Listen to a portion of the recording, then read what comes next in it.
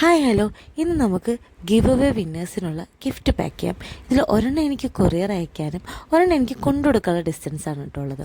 Give away പറ്റി പറയുമ്പോൾ അതിൽ ഒരു പാർട്ടിസിപ്പേഷൻ എന്നെ ഭയങ്കരമായിട്ട് എക്സൈറ്റ് ചെയ്യിപ്പിച്ചു. വേറെ ആരുമല്ല, എൻ്റെ ഹസ്ബൻഡ് തന്നെയാണ്. പുള്ളിക്കാരൻ എപ്പോഴും എൻ്റെ ലൈഫിൽ എന്തെങ്കിലും സർപ്രൈസായിട്ടായിരിക്കും വരുന്നത്. അതിങ്ങനെ പറയാനൊരു കാരണമുണ്ട്. എനിക്ക് മുൻപൊരു ബ്രേക്കപ്പ് ഉണ്ടായിരുന്നു. ഒരു നല്ലൊരു തേപ്പാണ് കിട്ടിയതെന്ന് ഞാൻ വിശ്വസിച്ചുകൊണ്ടിരുന്നത്.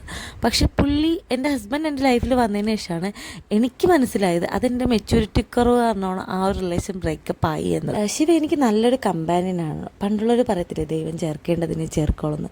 എനിക്ക് വേണ്ടി ദൈവം സൃഷ്ടിച്ച പോലെ എനിക്ക് എപ്പോഴും തോന്നാറുണ്ട്. ഞങ്ങൾ തമ്മിൽ ഒത്തിരി തല്ലുകൂടാറുണ്ട്, ഒത്തിരി വഴക്കിടാറുണ്ട്. പക്ഷേ അതിനെല്ലാം പുറമെ ഒരു രാത്രിക്ക് ഇപ്പുറം ഞങ്ങളെ പിണക്കം നീണ്ടു നിൽക്കാറില്ല. ഞങ്ങൾ അതിനെ അനുവദിക്കാറില്ല എന്ന് പറയുന്നതായിരിക്കും സത്യം.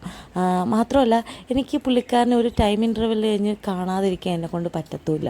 അങ്ങനെ തന്നെ. പിന്നെ ഞങ്ങൾക്ക് രണ്ടുപേർക്കും ബ്രേക്കപ്പ് സ്റ്റോറി ഉള്ളതുകൊണ്ട് രണ്ടുപേർക്കും എങ്ങനെയാണ് ഈ ഒരു ലൈഫിനെ അപ്രോച്ച് ചെയ്യണമെന്ന് നല്ല ധാരണയുണ്ടായിരുന്നു. ഞങ്ങളെ ലൈഫ് തുടങ്ങിയപ്പോൾ ഞങ്ങളെടുത്ത 3 തീരുമാനങ്ങൾ കഷ്ടപ്പെട്ട് ഇഷ്ടപ്പെടേണ്ട, താല്പര്യമില്ലെങ്കിൽ രണ്ടുപേർക്കും പരസ്പരം പറഞ്ഞു പിരിയാം. പിന്നെ വേറൊരു കാര്യം, പരസ്പരം പേഴ്സണൽ സ്പേസും. അതിപ്പോഴും ഞങ്ങൾ അങ്ങനെ തന്നെയാണ് കേട്ടോ പോകുന്നത്. എനിക്കിപ്പോഴും പുള്ളിക്കാരൻ്റെ സാലറി എത്ര, പല കാര്യങ്ങളും എനിക്കറിയത്തില്ല.